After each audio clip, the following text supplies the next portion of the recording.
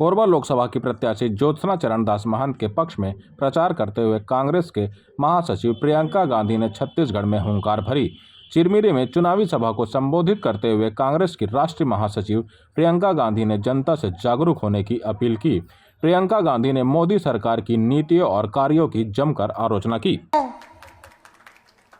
काले धंधे सारे साफ हो जाते हैं, सफेद हो जाते हैं। कोई गंगा मैया तो है नहीं बीजेपी कि उसमें डुबकी मारो और आप के पाप धुल जाएंगे, है ना। वॉशिंग पाउडर लगाते हैं, सब साफ हो जाते हैं। बघेल जी कह रहे हैं मोदी वॉशिंग पाउडर है।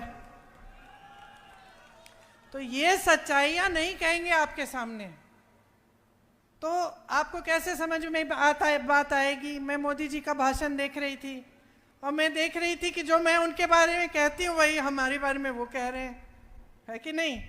आप चलाइए, वो कहेंगे हम भ्रष्ट हैं, हम कह रहे हैं वो भ्रष्ट है। वो कहेंगे कि इन्होंने कुछ नहीं किया, हम विकास कर रहे हैं, हम कह रहे हैं भाई हमने विकास किया है, वो कुछ नहीं कर रहे हैं। वो हमें कुछ कहते हैं, हम कुछ कहते हैं। अब आप जनता हो, कैसे समझोगे कि ये मोदी जी सच कह रहे हैं या कांग्रेस के नेता सच कह रहे हैं, बताओ। हाँ?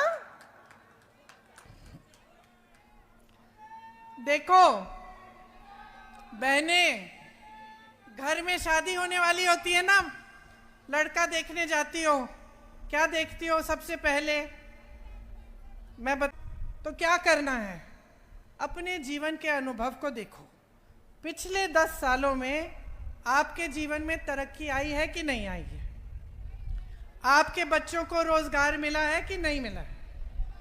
जो गांव में पाठशाला है वो पहले से अच्छा हुआ कि नहीं? मैं जानती हूं आपके यहाँ बघेल जी ने बताया मुझे, कौन सा पाठशाला? आत्मानंद पाठशाले में आपको मुफ्त मिल रही थी शिक्षा। भाजपा की सरकार आई, अब फीस भरनी पड़ रही है। तो ये किसका अनुभव है? आपका अनुभव है। आपको एक के रोजगार छूट रहे हैं क्योंकि भाजपा की सरकार बड़े बड़े खदान बड़े उद्योगपतियों को दे रही है। किसका अनुभव है? आपका अनुभव है।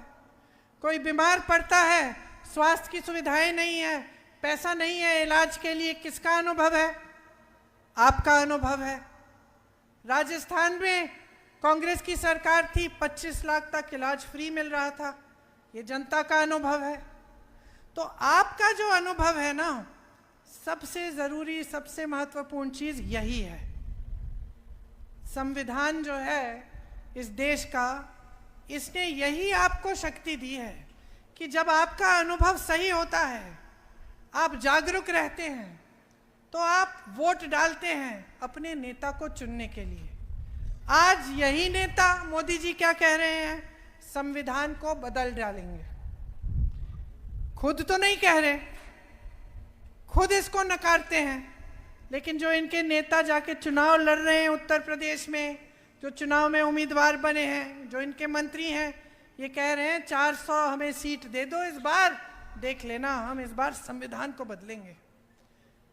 अब जब ये बात कुछ समुदायों में फैली, जैसे आपका जो समुदाय है, आदिवासी समुदाय है, इसको आपको बहुत शक्ति दी है संविधान में। अब जब ये बात फैलने लगी तो इनको लगा मोदी जी को अब हम संकट में आ जाएंगे, क्योंकि जनता को ये बात पसंद नहीं आ रही है।